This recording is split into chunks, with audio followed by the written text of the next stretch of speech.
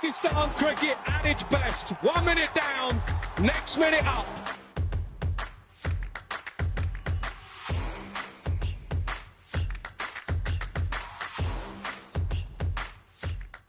Thanks very much, everybody, for joining me once again. Saj Sadek here. My guest today is a familiar face, Welsh-born all-rounder, 44 wickets in 55 ODIs at a very good economy rate of 4.88, 73 wickets in 75 T20Is at a fantastic economy rate of 6.20.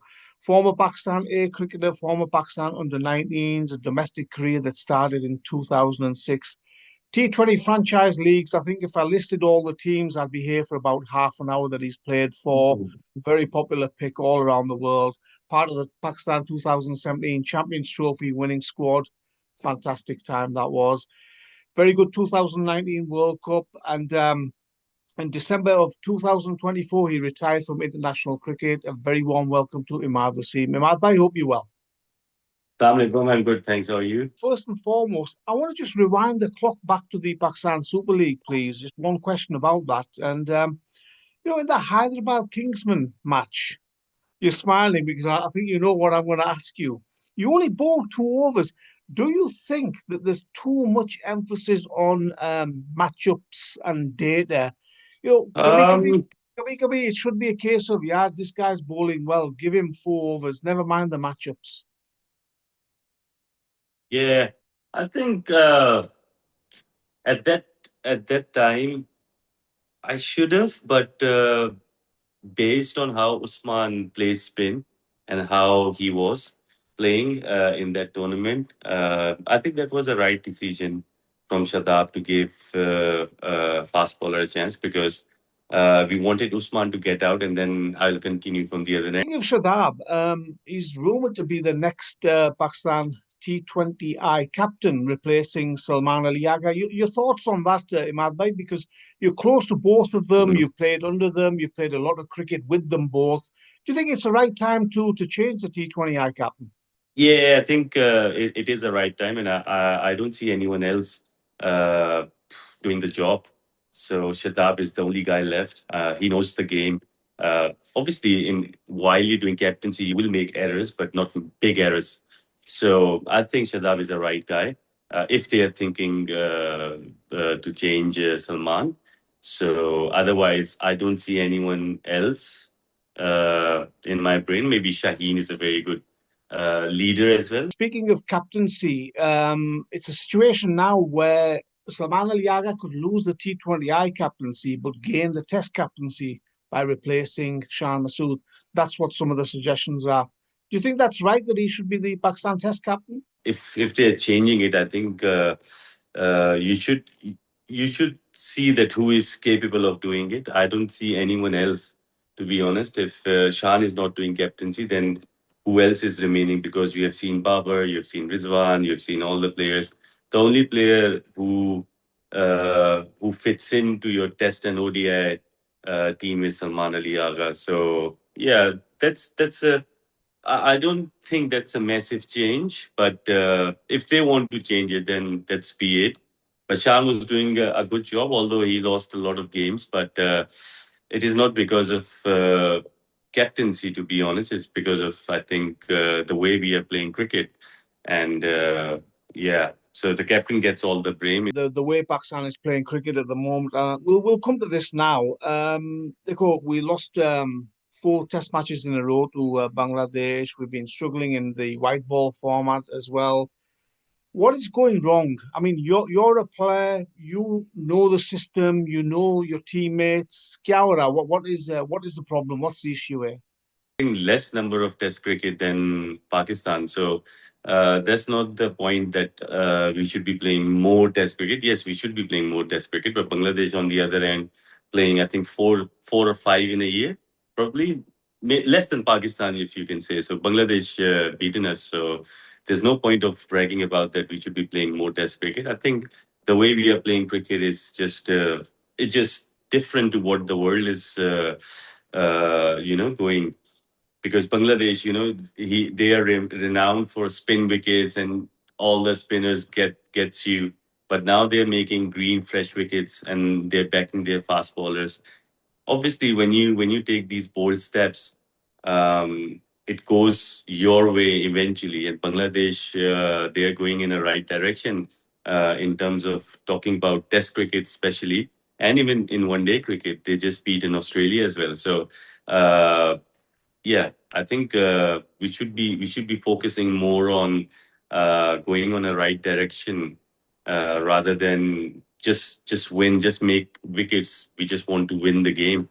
So my perspective is totally different because if you're thinking series by series that we're gonna win this game and we're gonna save our jobs and stuff like this, then Pakistan will progress. The players won't progress. But if you're thinking long term, if you're planning for long term, then what matters? Then your team will be a team to reckon with. Like what Mickey did in when he took the charge.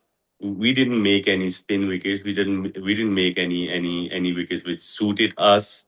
Uh, but we just tried we just tried to play good cricket. We just tried to play cricket in which the world was playing at. Like we scored more than 2 or 3 times more than 350 runs against England in England. So so we were going in the right direction. And then obviously what my thinking is, after 2019 World Cup, the things started going in a descending way, you can say, because till 2019 we were going in a right direction, and we were just beating other teams in T20 cricket especially, and then one day cricket we were playing well. uh, but now it's totally different to what we are seeing. Obviously, as a player, it just I feel so bad about it that we are going in a very different direction. So obviously, your next question will be what kind of wickets they made against Australia. Imad, I I was going to mention they about, yeah, I was going to mention about the wickets, but also look, as I say, you're mates with a lot of these guys who are still playing. Um, in my opinion, I don't think a lot of the players we're playing who we have in international cricket at the moment are good enough. Am I being too harsh? No, you're right. Absolutely right. Obviously, no disrespect to Australian team, but they send the team which is their B team, which is not their A team. Uh, all of their fast bowlers are missing. There's no Travis Head, there's no Mitchell Marsh, there's no Maxwell, there's no one, to be honest. There are a couple of players who are top quality players and playing international cricket regularly for Australia. But whenever they send the team to Pakistan or to Bangladesh, they will not send their World Cup team. You know what I mean? And when they go to India, when they go to England, when they go to South Africa, they'll send their top teams. So that is the thing, and we should be able to beat their team on an even surface. You know what I mean? Like flat wickets. What you gonna get in South Africa? You won't gonna get spin wickets. We all played in South Africa. We know what are the conditions, so just prepare for that. So other teams, they think 1 2 years ahead, and we are thinking that we'll just win this series because we lost against Bangladesh. We just want to win this one, so in order to save our jobs. So I think that's not the way to go. But on the other side, if I'm sitting on their shoes, they're right, because every now and then you sack someone for not performing, for not delivering. So obviously they will save their jobs as well. So it's a bit of a chaos how you can put it. So one person, he has to save a job as well, and another, he has to think about how our country will progress. But if I was there, I would not think about saving my job. I'll think about where is my country progressing, where is my team progressing in world cricket, and what am I preparing for? Whether I'll be there in the World Cup or not, but I'm preparing them for the World Cup. If if I was there. So I would be making such decisions which would help us in the World Cup. So, I mean, talking about the 50 over World Cup, Imad, you mentioned World Cups, 4 year cycle. our preparation seems to like start and then stop, and then we start again, and then we stop. And what you're saying there is that teams basically build from day one after one World Cup finishes and their preparation starts. We go round and round in circles, and then a few months before the World Cup, we're back to square one. Exactly. That is my point. Like now, you know that the 50-over World Cup is in South Africa. And based on what I have seen in SAT20 and other games, which in which Cape Town, and they're high scoring games now. They're not bouncy wickets anymore. They're flat. You can score so many runs in there. Then obviously you have to try and play that kind of cricket for the batsman as well. That's a preparation for the World Cup. In our country, the problem is, and other countries, couple of other countries are, we just playing game by game. We just want to save ourselves. That is the problem we're lacking. Look, Australia sent their team to Pakistan and Bangladesh. What they're achieving, they're achieving 2, 3 good players.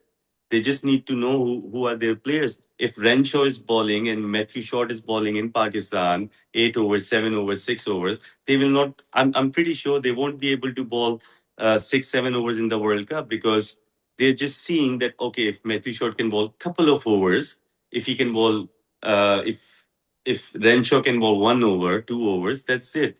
But when they send their team here, they gave them enough overs, they gave them enough opportunities, and then they sit and thought, and they sit and think that this player can give us that much. So that's how they're preparing, and how we are preparing. We're playing our top team, which probably potentially will go and play the World Cup in next year, and we're just not making the wickets which are suitable for us to play accordingly, like how we should be playing in the World Cup. So I'm confused in that. So if you ask me, that is not the preparation for the World Cup. That is the preparation only for the specific series. Because what I heard, before that series, they were practicing on those wickets in which it's ragging, and then fast bowlers, they can't bowl there. They can only bowl with reverse swings, and that's it. Because and then you go to South Africa, spinners won't bowl much, and there will be fast bowler who doesn't have enough overs, international overs, game overs. So how he will perform. So that is my point. My point is totally different to what other things, but I can understand their job as well. But if you ask me as a person, that was bit off. Imad, you mentioned about jobs. Sarfaraz Ahmed is a former teammate of yours, somebody who you've got a lot of respect for. You guys played a lot of cricket together. And were you a little bit surprised that he was given the job as the red ball head coach, given that he's got very limited experience as a coach? Yes, obviously everybody was surprised, not just me. But he's such a big figure in Pakistan cricket that player listen to him, and that's what we want. Um, Obviously it was early for Sarfraz, and Sarfraz is a very, very clever human being. So he definitely he thought about it before taking that decision. So I'm sure, because every time Sarfraz takes a decision, I'll back him because I trust him. I trust him too much. That's what I know, that Sarfraz will be thinking about the betterment of the Pakistan cricket team. He will not be thinking about saving his job. That is the plus point I can see with Sarfraz. And obviously the negative point is it is too early. He hasn't coached anywhere. That is a different debate altogether. But if you see his ability, his thinking, the way he loves Pakistan. Um, I think I will just wish him good luck and see how it goes, and then we can always say that he's doing a good job or not. Imad, PCB has recently announced a lot of changes to the central contracts, Mm. etc., etc. Domestic cricket is at the forefront. If you have to play domestic cricket to earn these central contracts, as somebody who doesn't really play domestic cricket, and there's others in the same position as yourself. When I say you don't play domestic cricket, obviously you play in the PSL.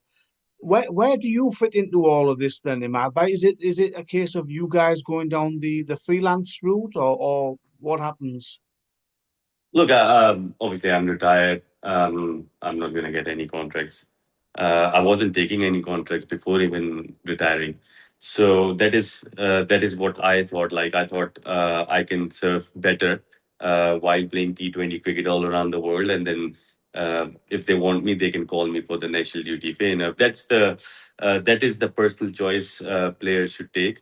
PCB can make any policy if they want, and if some player they if players they don't like it, so they can always say we're not taking any central contract, we are just freelancers. So there's no harm of any player doing that. And yeah, but if someone is young, what I would advise that player, and if he's not performing in international cricket, obviously you go and play domestic cricket, you go and play 4-day cricket. I will always emphasize, even if you want to go and play county cricket, 4-day cricket in summers, you can go and play. So as long as you're learning the game before, what I would say, 20, 30. Before 30, if you're learning the game, it'll benefit you. Yes, after 32, 30, 32, you think what kind of a player you want to be. Like if you want to be a T20 player, if you want to be a 4-day player, test player, that's on you. But before that, I would advise every cricketer take the central contract, play domestic cricket, earn yourself a chance in the Pakistan team, learn the hard way. That's the hard route. Playing domestic cricket is the hard route. Do that and then come back again. And then obviously once you understand your game, what kind of a player you are, then you decide what you want to do. So central contract doesn't shouldn't bother anyone. I'm sure they made the central contract based on fitness, performances, the amount of games, which is a very good thing. There's nothing wrong in that. I was listening to the chairman. He was what he was saying definitely made sense to me. It did make sense to me, because he was saying some players are not happy with A, B, C, D, and then we made a criteria in which every player should be happy, and then there is a performance chart, and you say yes, and then there's another thing, that they were not looking for averages and strike rates and stuff like this. They were looking for the impact, which is really really good. I was really happy to see that. So PCB did a great job. And PCB, to be very honest, PCB is trying really hard to fix these things regarding central contract and stuff. But only my problem was the pitches, how they made it for the specific series. So in Test cricket, that's fine, because you need to get the Test championship points, and obviously India does it really well in India Test cricket. They just made spin wickets, which is absolutely fine. I'm really happy about that. But white ball cricket, nobody makes pitches like that. Even India doesn't make, and Bangladesh doesn't make pitches like that. So I would always say, like, make the pitches which is suitable for the World Cup. Test cricket, you can make whatever you want, whatever suits you. And T20 cricket, obviously, wherever you're playing, just make it accordingly. We've spoken about fitness, we've spoken about central contracts, etc., etc. Changes PCB is implementing, but ultimately, Madba, you've been in the game long enough. It's a results-orientated business, isn't it? You know, you can make all these sweeping changes, you can bring in all these former players, but at the end of the day, people are going to look Mm, at the bottom line, which is results, isn't it? mm. I understand that.